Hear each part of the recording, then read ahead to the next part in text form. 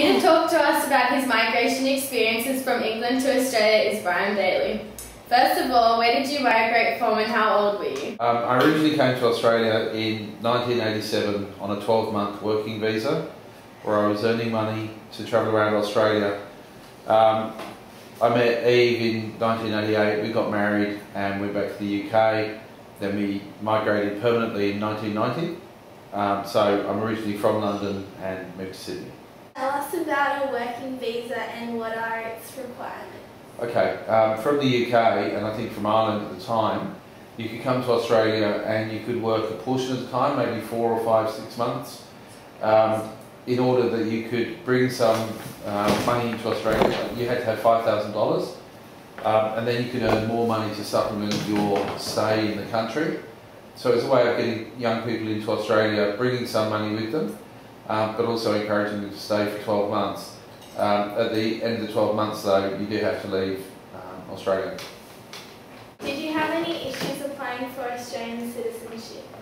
No. In October '88, I could have stayed in Australia with Eve, and after a couple of years I could have applied for citizenship and I would have had residency straight away because Eve and I were married, which meant also that I could work. But I needed to go back to the UK to see my family anyway. Eve had always wanted to travel, so we went back and we didn't return until February 1990. Citizenship is something though that is a bit different. I could have stayed here permanently as a permanent resident, but I took out citizenship not long after Louise was born in the mid-90s.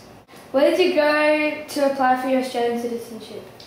Well, first of all, the big thing was residency. So I did that from the UK back in about 1989. Eve was working at Australia House, and so I applied through the Australian High Commission, which is in Aldwych in London. I could have just gone anywhere outside Australia. You're just not allowed to apply for a permanent residency from inside Australia, or actually it was quicker to get it from outside Australia. Did you have to go to like an embassy, like the Australian embassy? Yeah, the Australian High Commission in London, in Aldwych. Mum was working there, Eve was working there at the time. It didn't make any difference, but I guess if I'd had any questions, I could have asked. So you were sponsored by a spouse. How did this make things easier? It would have been very difficult. In fact, I wouldn't even have thought of coming to live in Australia if I hadn't been married to Eve. First of all, I wouldn't want to, but secondly, there's quite a stringent test on your occupation and your assets and other things if you just try to migrate to Australia. As a spouse, you really just have to prove that it's a real marriage. On arriving to Australia, did you experience any racial discrimination or prejudice in employment? Not really in employment.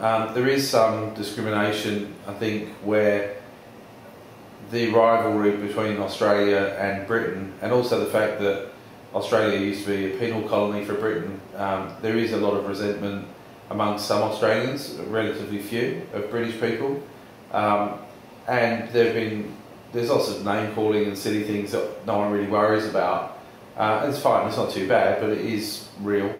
Under the Convention Against Discrimination in Education, individuals such as yourself have the right to access schooling. Did you feel that you had equal treatment and opportunities when applying or receiving education? Yeah, always. The system is very good here. It's a bit complicated, but it's complicated for everyone. Mm-hmm.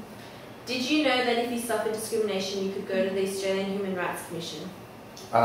Yeah, I have a feeling that if you tried that it would make the front page of the Herald as a funny story, because I don't think that discrimination is so bad for most British people that it's avoidable.